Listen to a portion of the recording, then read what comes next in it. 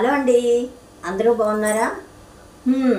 అలా చేసి ఇలా చేసి 4వ శుక్రవారం వచ్చేసింది. మరి అమ్మవారికి ఇష్టమైన కలువ పువ్వు వేసుకోవాలి కదండి.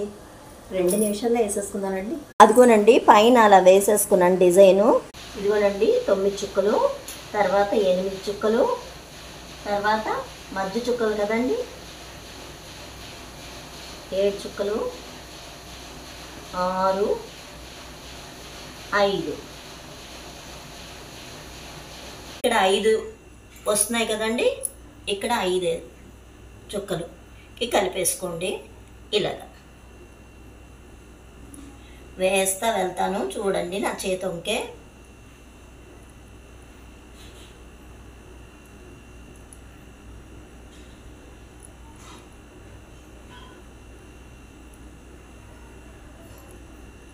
అలాగా 3 సైడ్ల కలువ పూలు వస్తాయి అన్నమాట.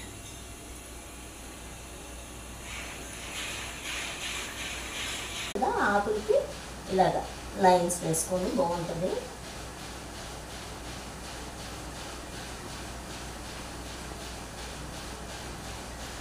చక్కగా అందంగా నీట్గా వేసుకోండి. ఈ గుమ్మాల్లో కూడా వేసుకోవచ్చండి, చాలా అందంగా ఉంటుందండి. వేసుకున్న తర్వాత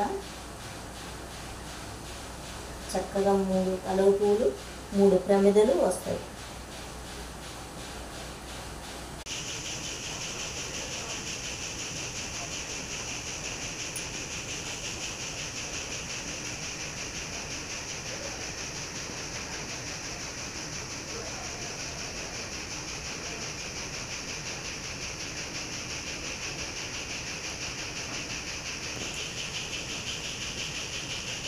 మూడు సైడ్ల 3 కలువ పూలు వచ్చినాయి కదా.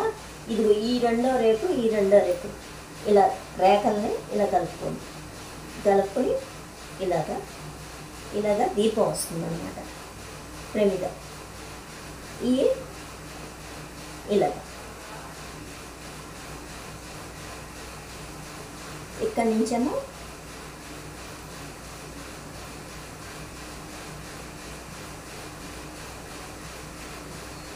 ఇక్కడ నుంచి ఒక లైన్ తీసుకొని మళ్ళీ సెకండ్ లైన్ కొంచెం చిన్నది, థర్డ్ లైన్ ఇంకొంచెం, అలాగే ఇటు సైడ్, అలాగే 3 సైడ్ల అలా చేసుకోండి.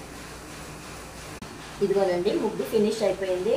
ఇప్పుడు పసుపు కుంకుమ వేసుకుందామండి. ఈ దీపాల్లో వచ్చి ఇక్కడ మధ్యలో ఎరుపు, పక్కనేమో పసుపు, మొత్తం వేసి చూపిస్తానండి. అదిగోనండి, చూసారా ముగ్గు ఎంత చక్కగా వచ్చిందో. అమ్మవారికి ఇష్టమైన కలువ పూలు వేసాం కదండి.